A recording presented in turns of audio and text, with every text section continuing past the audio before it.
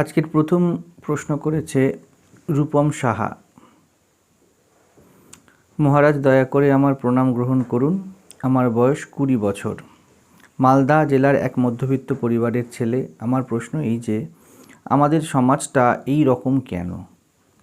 এখানে প্রতিটি সম্পর্ক গিভ অ্যান্ড টেক পলিসির আন্ডারে। প্রত্যেকেই নিজের স্বার্থের সামনে ব্লাইন্ড।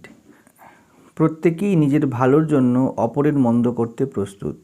এমনকি এক মাও তার 2 সন্তানকে 2 রকম দৃষ্টিতে দেখছে। কেন মহারাজ মানুষ একতাকে প্রাধান্য দিচ্ছে না এবং নিজের স্বার্থের পিছনে সব কিছুকে তুচ্ছ ভাবছে? আমি জানি এই বৃত্তিটি সংক্রামক এবং এটি আমার উপরও প্রভাব ফেলে কোনো না কোনো সময়। এর থেকে মুক্তির কোনো উপায় কি নেই মহারাজ? আমরা সকলেই ট্রেডারের মতো আচরণ করছি কেন?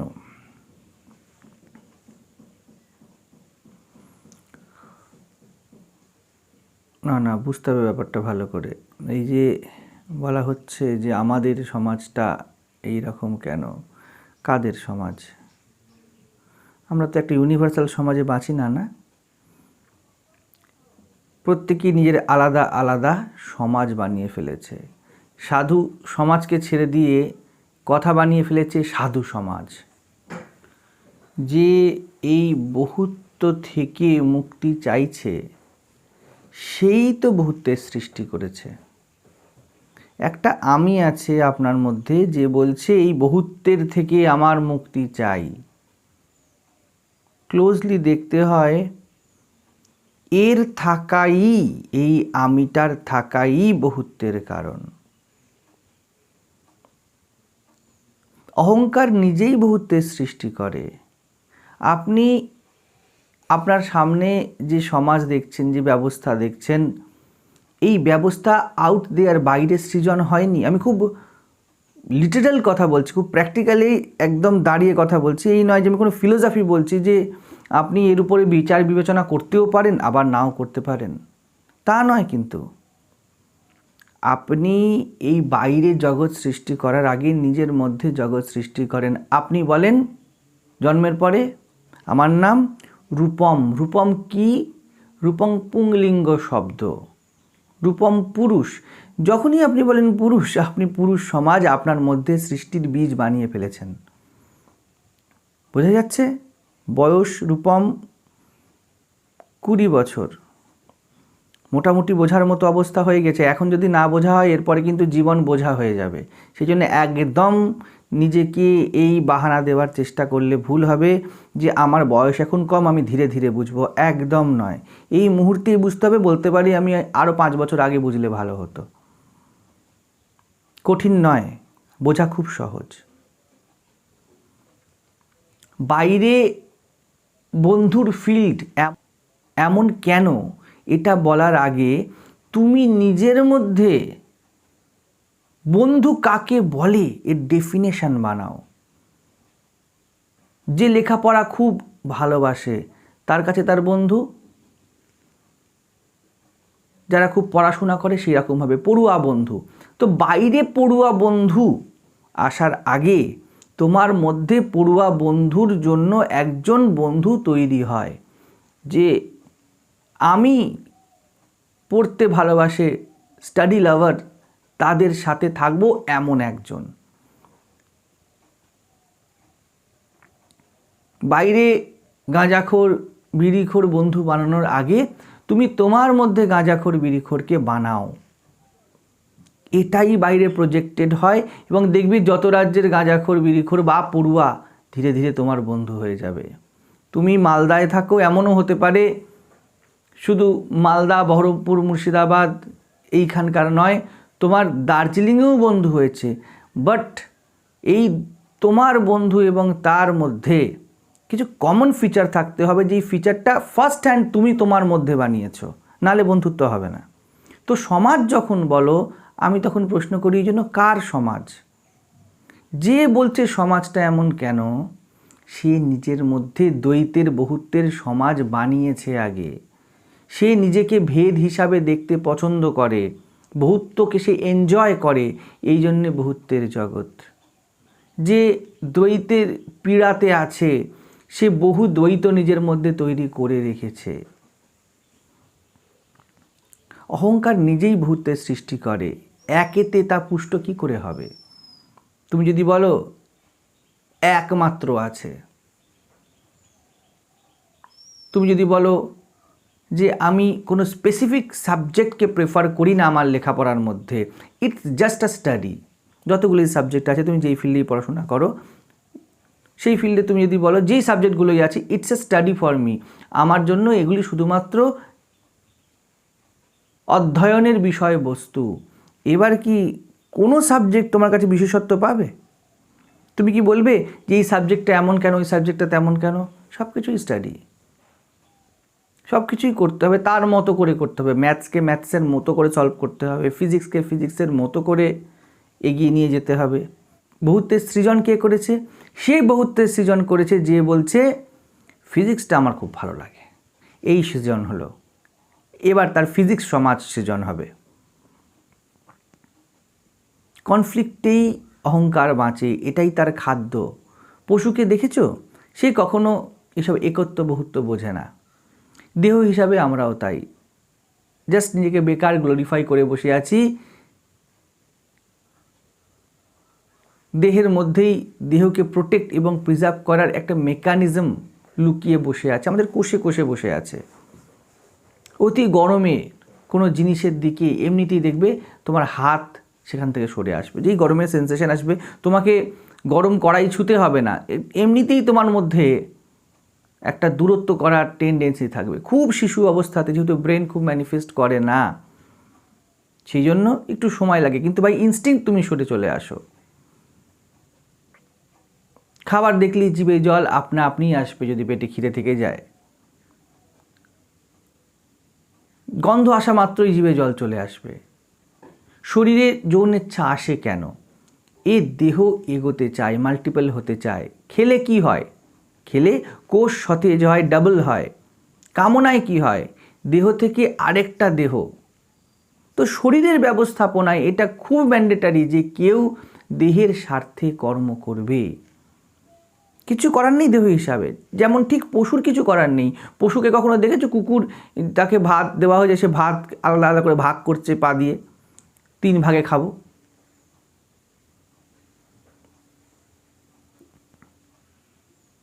মানুষের কাছে এই পাশবিক বৃত্তি ফুল মাত্রায় আছে, কারণ খুব ইভলভড বডি প্যাটার্ন মানুষের, সূক্ষ্ম প্যাটার্ন।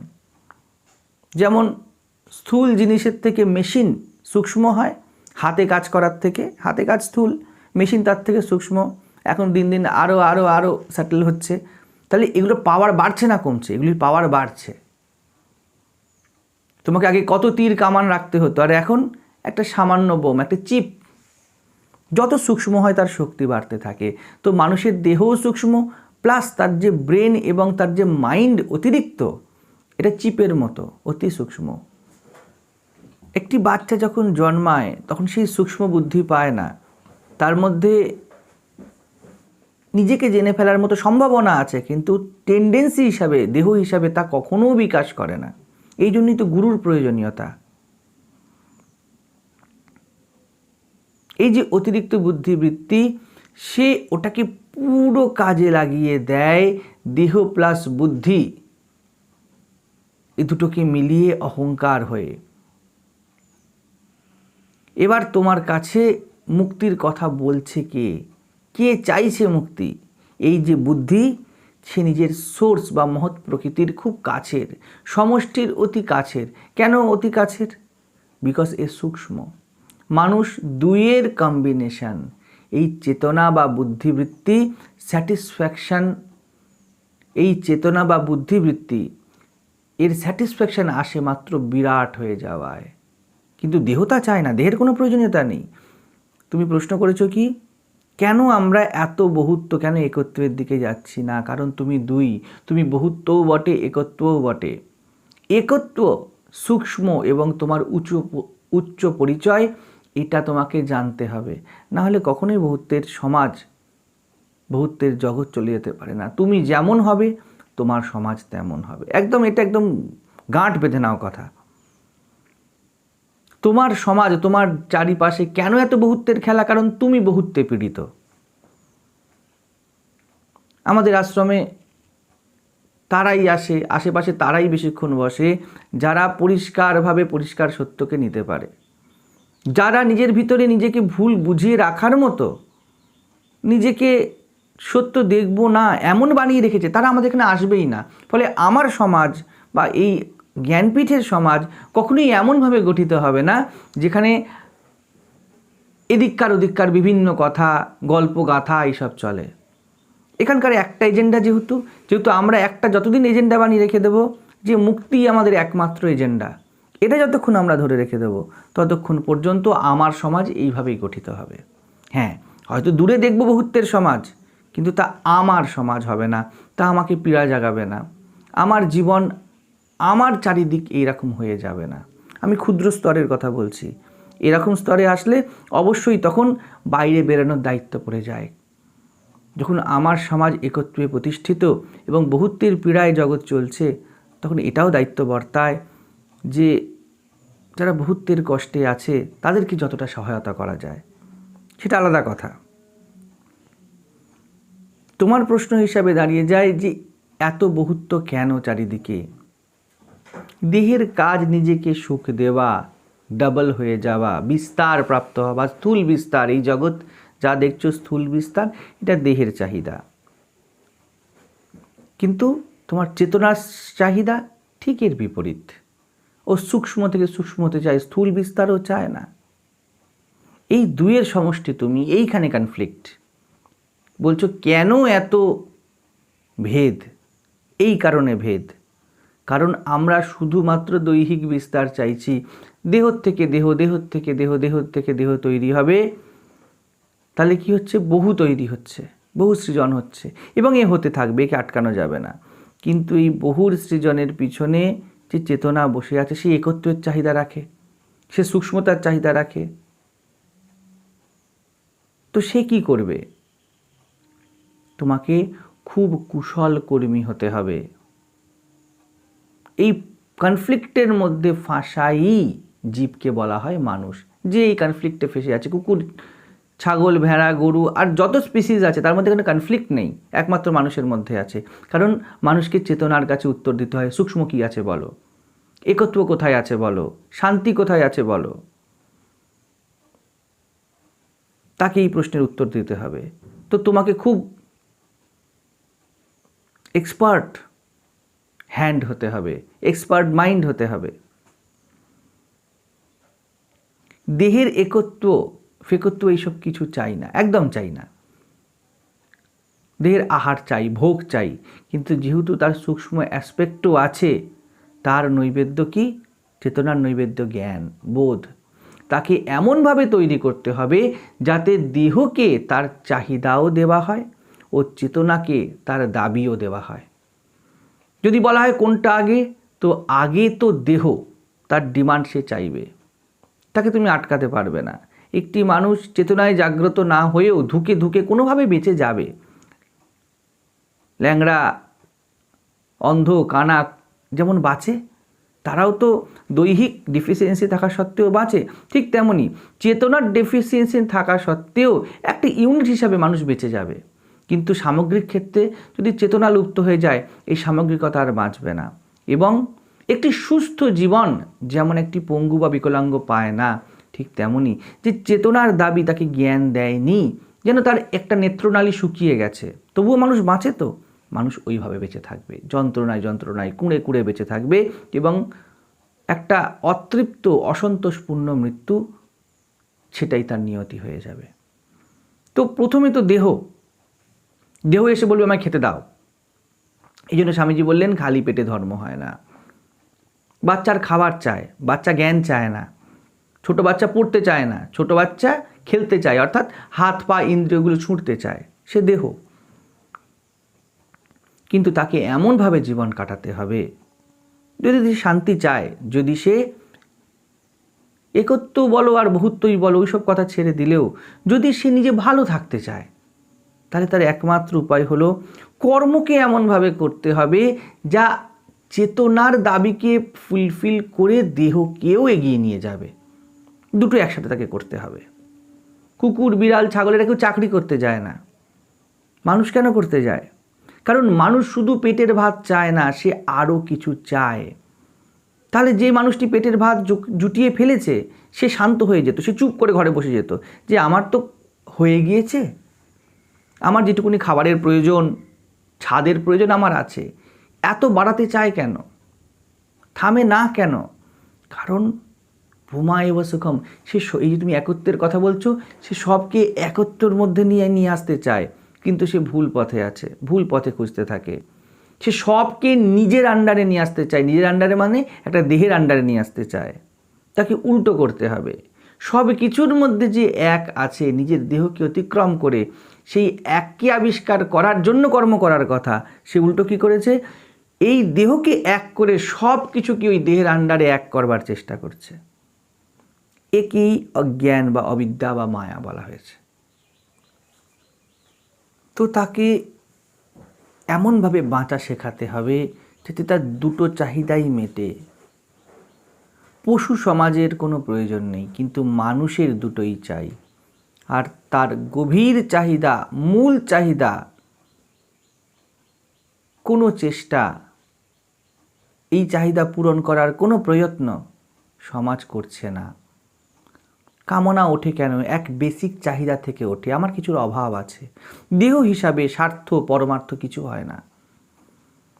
পশুর কাছে ধরে নাও একটি বাঘ, তার কাছে তোমার হাত পা, তোমার হার্ট, তোমার অন্ত্র, তোমার নাড়ি ভুঁড়ি, তোমার ব্রেন, তোমার চোখ সব মাংসপিণ্ড মাত্র। তার কাছে আর কোনো এর মধ্যে কোনো ভেদাভেদ নেই, কোনো বিশেষত্ব নেই। কুকুর শেভ করতে চাইবে না। তো দেহ হিসাবে আমরা এমনই। ছোট থেকে আমাদেরকে অর্থাৎ চেতনাকে আমরা দেহ, আমরা এমন এমন এই শেখানো হয়েছে। কিছু লোকই তোমায় স্পেশাল, তুমি ছেলে, তুমি এমন এমন করবে, যেহেতু তুমি ছেলে তাই তুমি এমন এমন করবে, লেখাপড়া এইভাবে করতে হয়, চাকরি এমন এমন করতে হয়, বা তুমি মেয়ে, লজ্জাই তোমার গুণ, এগুলো সব আমাদেরকে শেখানো চলে।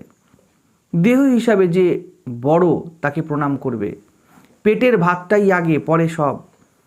সন্তান উৎপাদন, এটাই তো ধর্ম। নিজের জ্ঞাতিকে, কুলকে একটি সন্তান দিবি, তো নিজের সন্তান হবে না? বিজনেস বাড়াও, এভাবে কি আটকে থাকলে চলে? তো এই সব শিক্ষাই একটা দেহকে বলার চেষ্টা যে তুমি দেহ এবং দেহ মাত্র হয়েই বাঁচো। তো সমাজ কিভাবে এর বেশি কিছু হবে? চেতনার শিক্ষা কোথায়? পুষ্টি কোথায় চেতনার জন্য? দেহ হিসাবে অলরেডি আইসোলেশন আমরা পেয়েছি, আরও তাকে স্টিফ করে যেন দেওয়া হলো। বলা হলো তুমি দেহ তো বটেই, এবং তুমি তার সাথে কি বুদ্ধিবৃত্তি পেয়েছো অতিরিক্ত, সেটা কাজ করো। দেহকে পুষ্ট করতেই বুদ্ধিটাকে খুব কাজে লাগাও। কিভাবে নিজেকে দেহ হিসাবে স্পেশাল বানাতে পারবে? নাম যশ কি? নাম যশের হ্যাঙ্কারিং এই দেহ হিসাবেই নিজের আমার দৈহিক অস্তিত্ব রিকগনিশন পায়, এটাই তো নাম যশ। তো আমরা কী জন্য কর্ম করছি? কোনো না কোনো ভৌতিক স্বার্থে, এবং এই ভৌতিক স্বার্থ একমাত্র এবং শুধুমাত্র দেহকেন্দ্রিক। তো আমরা কি জানি? আমরা জানি ভালো কাকে বলে। ভালো মানে যাতে ভৌতিক সুবিধা হয়, তারই অপর নাম ভালো। এমনিতেই শরীর সুখের প্রতি লালায়িত, গায়ে হাত বোলালে এমনিই আমরা ঘুমিয়ে পড়তে চাই। কন্ডিশনটি এইভাবে। আমরা ঘুমের সময় কী বলি? একটু মাথায় হাত বুলিয়ে দে। সুখ স্পর্শ তার দাস আমরা। চোখে যা ভালো লাগে তাকে বলি দেখি দেখি দেখি কী আছে দেখি। আমরা অলরেডি এই রকম। তার সাথে আরও অ্যাড করে দিয়েছে যে শরীরকে ভালো রাখে এইরকম জিনিসকেই ভালো থাকা বলে। আর কোনো ভালো থাকার দ্বিতীয় নাম নেই। আমাদের সমাজ আমাদেরকে এমন শিখিয়েছে।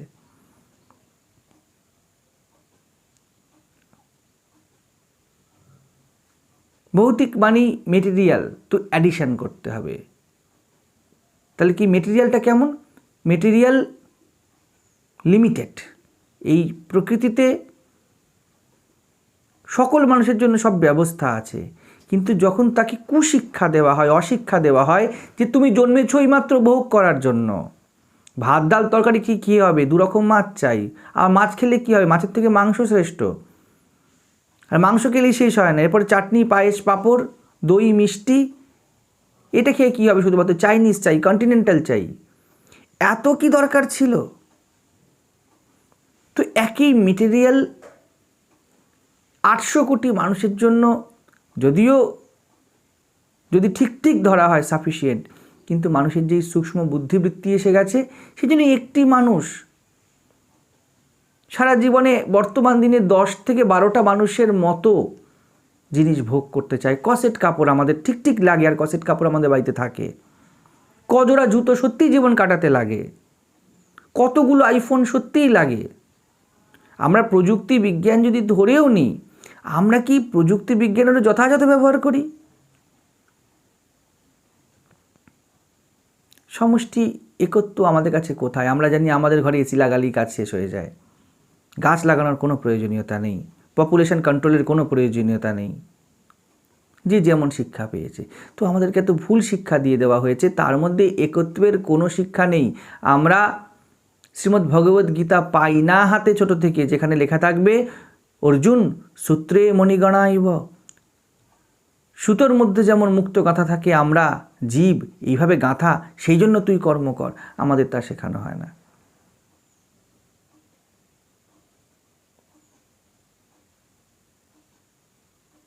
তো আমাদের মোর আর মোর অ্যাড করতে হবে, এমন রেসের ঘোড়া বানানো হয়।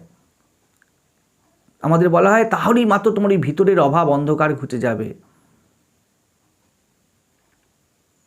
তাহলে ওর পথে বাঁধা কি হলো? ওর পথে বাঁধা হলো যারা আমার মেটেরিয়াল প্রপার্টি এর পথে বাঁধা, তারাই আমার জীবনের বাঁধা, তারাই আমার শত্রু, তারাই আমার চ্যালেঞ্জ। তো ভুল ইকুয়েশন করে 2 কিলো জিনিস দিয়ে সে 4 কিভাবে পাবে? কিভাবে নিজের মেটেরিয়াল প্রপার্টি অন্যের থেকে বেশি থাকবে, এই জন্য তার চেষ্টা থাকবে, তার পুরো চেষ্টা থাকবে 2 দিয়ে 4 কিভাবে হয়, বাড়াও, বিস্তার করো, বা অন্যের যাতে কম থাকে। যে কোনোভাবেই দৈহিকভাবে নিজেকে বাড়াতে হবে না, তো দুটো পথ, নাই নিজে বাড়ো, নাই অন্যকে কমাও, যাতে অন্যদের কম হয় তার ব্যবস্থা করো। এই চেষ্টার নামে সমাজ। আমাদের শেখানো হয়নি যে আমাদের অস্তিত্ব মহৎ অস্তিত্বেরই একটা দিক মাত্র। যত দিন যাচ্ছে তা আরও ডেলিবারেটলি কমানো হচ্ছে, যাতে আমাদের কাছে এরকম কোনো শিক্ষা এসে না পৌঁছায়, কিছু মানুষের পকেট গরম হবে বলে। ইন্টারনেট আমাদেরকে ঘরেই রাখছে, জনসংযোগই তো নেই, কিসের একত্ব? সব রকম আইসোলেশন চলছে, ছোট ছোট ফ্ল্যাট, মোবাইলে আমরা লক রাখি, পাসওয়ার্ড প্যাটার্ন থাকে আমাদের, যাতে আমারটা কেউ জানতে না পারে। কি এগুলো আইসোলেশন ছাড়া? টিচার শাসন করতে পারবে না,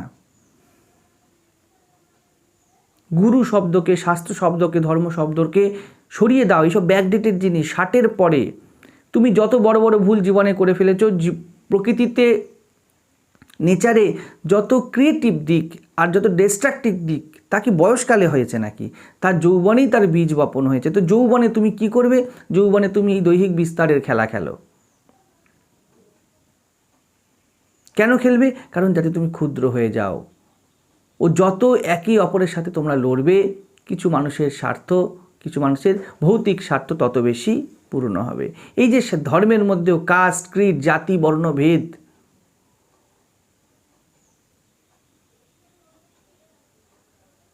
তাও যে এসেছে, তাও এই দৈহিক বিস্তারেরই, নিজেকে বড় করারই ফল। যদি জানতাম যে বড় হওয়া সার্বিক স্তরে হয়, ব্যক্তিগত স্তরে নয়, তাহলে আমাদের মধ্যে এটা হতো না। এবং খুব ডেলিবারেটলি, একদম পরিষ্কারভাবেই বলি, মানুষের টেন্ডেন্সি ওয়াইজ গঠিত আমাদের যে সরকার, সে যে সময়ই হোক, যেভাবেই হোক, যার আধ্যাত্মিক বুদ্ধি নেই, তারা যখন দেশের উপর রাজত্ব করবে, তখন এমন হবেই হবে। শীর্ষ যখন আইসোলেশনের উপরে বিশ্বাসী, তখন ব্যষ্টি কিভাবে আইসোলেশন থেকে রক্ষা পাবে? আজকে নয় ধর্ম জাতি ভেদ কমছে, কিন্তু ধনী গরিব ভেদ, স্ট্যাটাসের ভেদ ক্রমাগত বেড়েছে কি বাড়েনি? তো আমরা বলি ধর্মই শুধুমাত্র ভেদাভেদ করেছে। 5 স্টার হোটেলে কি ঘটে, ডিস্কো থেকে কি ঘটে, সিঙ্গেল কাপল কি, কালো দেখতে আর ফর্সা দেখতে যে ভেদ, এটা কি? ক্লার্ক ম্যানেজার ভেদ, সেটা কি? মানুষ প্রত্যেক স্তরে দেহ হিসাবে, বস্তু হিসাবে ভেদ করতে বাধ্য। হিন্দু মুসলিমের মধ্যে ভেদ কি? শুধুমাত্র শিয়া সুন্নি ভেদ, প্রোটেস্ট্যান্ট ক্যাথলিক ভেদ? ভেদ তো মানুষ বরাবর করেছে। অরিজিনাল ফেক ভেদ। বাজারে একই লাইট, একই বাল্ব, একই রকমের প্রোডাক্ট, কোনোটা 40 টাকা, কোনোটা 140 টাকা। ভেদ ভেদ তো আমরা করতে সব জায়গাতে এক্সপার্ট। ধর্ম না থাকলেও বা কী হবে? যে পথ ছিল অভেদের দিকে নিয়ে যাবার, সেই বেদান্তের মতো শাস্ত্রকে, সেই গীতার মতো শাস্ত্রকে দেখো কোথায় ব্যাকডেটেড করে দেওয়া হয়েছে। কিছু প্রথা আচার যা ভেদাভেদের উপরে প্রতিষ্ঠিত, একটা সময়ের সত্য ছিল, তাকেই চালিয়ে দেওয়া হয়েছে। তো একদিক থেকে ধর্মকে সরিয়ে দেওয়া হয়েছে, একদিক থেকে গুরুকে সরিয়ে দেওয়া হয়েছে, অন্য দিক থেকে চোখের সামনে মাংসের টুকরো ঝুলিয়ে দেওয়া হয়েছে, আর দ্বিতীয় কি হয়েছে, শিক্ষা ব্যবস্থাকে করাপ্ট করে দেওয়া হয়েছে। তো এই সমাজ ভেদাভেদ ছাড়া আর কি করবে?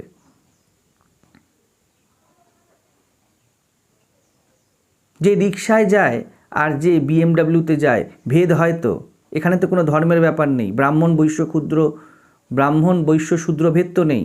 যে স্বপনের হোটেলে খায় আর যে জোম্যাটো থেকে অর্ডার করায়, ভেদ আছে তো তাদের মধ্যে। মানুষ কোন স্তরে ভেদ করেনি?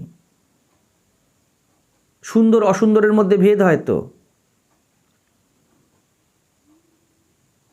সব ব্যবস্থা রেডি। তুমি বলছো মায়ের 2 ছেলে, তো কি হয়েছে?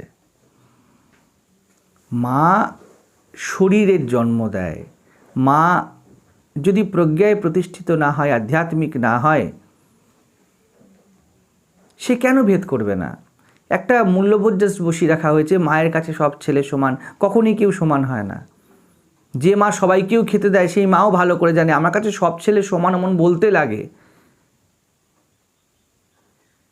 বোঝো ভালো করে, ভেদ করা দেহের সত্যতা, ভৌতিক অস্তিত্বের সত্যতা, অস্তিত্বের খেলার সত্যতা।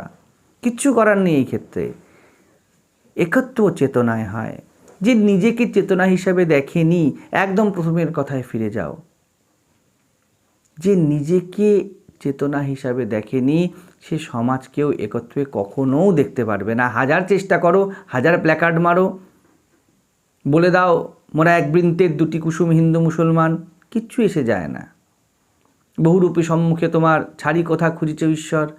শুরু হবে কাজ নিজের থেকে। যে নিজেকে দৈহিক অস্তিত্বের উপরে তোলেনি, তার কথা শুধু কথার কথা মাত্র, তার সমাজ শুধুমাত্র নামের সমাজ মাত্র।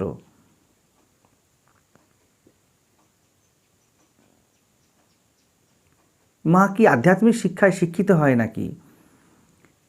করে তো দেওয়া উচিত এমন যে আধ্যাত্মিক শিক্ষায় যথেষ্ট শিক্ষিত নয়, ইভেন সার্টিফিকেশন যার নেই, মানুষ চাইলে তার মধ্যেও করাপশান করে ফেলবে, তাদের মা হবার অধিকার কেড়ে নেওয়া উচিত। যেসব অজ্ঞান সমাজে, তা তো মায়ের মধ্যেও আছে, মায়ের দেহেও আছে, সেই সুখ সুবিধা, সেই মানসিক শারীরিক প্রেফারেন্সেস, এসব তো আছে। তো সন্তানের ক্ষেত্রে ভেদ হওয়াও খুবই স্বাভাবিক। তো মুক্তির উপায় কি? উপায় সমস্যার গোড়ায় যাওয়া। সমস্যা কার হচ্ছে? তোমার হচ্ছে। বেদান্ত কর্মকে নয়, কর্তাকে নিয়ে কাজ করে। আমাদের সমস্যা, আমরা যেমন আছি তেমন থাকতে থাকতেই চাই বাইরে বাইরে কিছু বদলে দিয়ে যাব। সমাজকে এমন করে দাও, এটা হওয়া উচিত নয়। ওকে, ওইখানে আমাদের ভোটিংয়ের সমস্যা হয়েছে, সেইখানে কারোর টাকা মেরে নেওয়া হয়েছে, এখানে স্ক্যাম হয়েছে। একবার নিজের সাথে বসে দেখুন, এই সব সুযোগ সুবিধার জন্য হ্যাঙ্কারিং কোনো না কোনোভাবে, কোনো না কোনো ক্ষেত্রে আপনার মধ্যে ভরপুর মাত্রায় আছে। আমরা ভাবি বাইরে বাইরে বদলে আমরা জিতে যাব।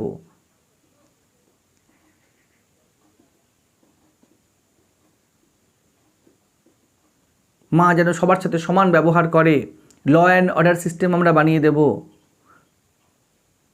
ভাই ভাই বন্ধু বন্ধুর মধ্যেই ব্যবস্থাপনা থাকবে। আমরা এরম টাইপেরই পায়তারা মারব সমাজকে সমান করার চেষ্টায়। তবে কি হবে? তবে এসব নিয়েই ব্যস্ত থাকা হবে ও আমাকে অর্থাৎ অহংকারকে বদলাতে হবে না। আমি তো এমনই থাকবো, বাইরের সব চেঞ্জ করে দেব। এই বৃত্তি সংক্রামক নয়, এই স্বার্থ বৃত্তি নিয়েই আমরা জন্মেছি বলতে পারো। এই স্বার্থই জন্মেছে, শরীরের মধ্যেই সব আছে। তুমি ভবপারের সেতু এই দেহ পাওনি, তুমি ভববন্ধনের কারণেই দেহ পেয়েছ। আমরা মুক্তি তো চাই এইসব স্বার্থ হিংসা ভেদ থেকে, তবে নিজের মতো করে চাই, আমি বদলাবো না। উপনিষদ ঠিক এই জায়গাটাকেই ধরে। সম্পূর্ণ ইকুয়েশন ঘুরে যায় ও আমাদের সব অভিযোগ উপনিষদের সামনে তাই চুপসে যায়। ইন শর্ট, নিজের থেকে শুরু করতে হবে। নিজের থেকে শুরু করো। মনে হবে আমি বদলালে কি হবে? পুরো জগৎ, এত বিরাট জগৎ, তারা তো আর বদলাবে না। কেন? সমুদ্রের একটা জলের অংশ ভাগ বলছে আমি ঢেউ হয়ে উঠলে কি হবে? সমুদ্র তো বদলাবে না। যেন তেলের মাঝের একটি অংশ বলছে আমি ফুটে উঠলে কি হবে? পুরো তেল তো আর গরম হবে না। যেন গাছের একটা ফল বলছে আমি পাকলে কি হবে? বাকি ফল তো পাকবে না। বুঝতে পারছেন আমরা কি করছি? গাছের ফল একটি কখনো পাকে না। আপনার মধ্যে যদি পাক ধরে, জানবেন সময় এসে গেছে পুরো গাছের ফল পাকার। তেলের এক ফোঁটা কখনো গরম হয় না, কোনো একটি অংশ গরম হয়েছে, অর্থাৎ পুরো তেল জাস্ট ইয়েট টু বয়েল। কিন্তু আমরা চাই আমরা তো ঠান্ডা থাকবো, বাকি সব ফুটে উঠুক। আমরা তো কাঁচা থাকবো, চারিদিকে পাকা আম কেন নেই? আপনি যে সংসার বৃক্ষের, যে সমাজের ফল, আপনার পাকা বাকি। আপনার থেকে একটি তরঙ্গ উঠলে তা বিরাট আকার ধারণ করতে পারে। কে জানে? যতক্ষণ আপনি শীতল হয়ে থাকবেন ততক্ষণ পর্যন্ত বুঝতেই পারবেন না যে গরম হবার থিওরি কি।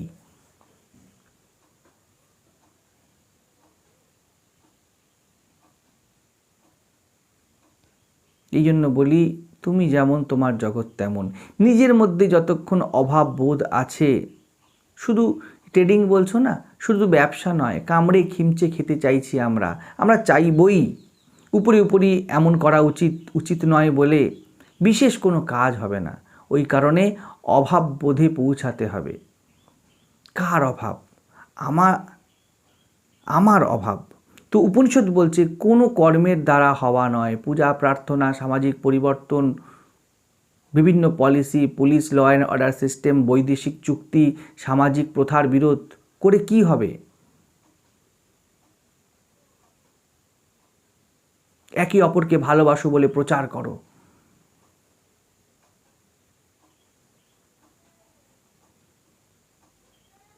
সকাম কর্ম কি হবে এগুলি করে?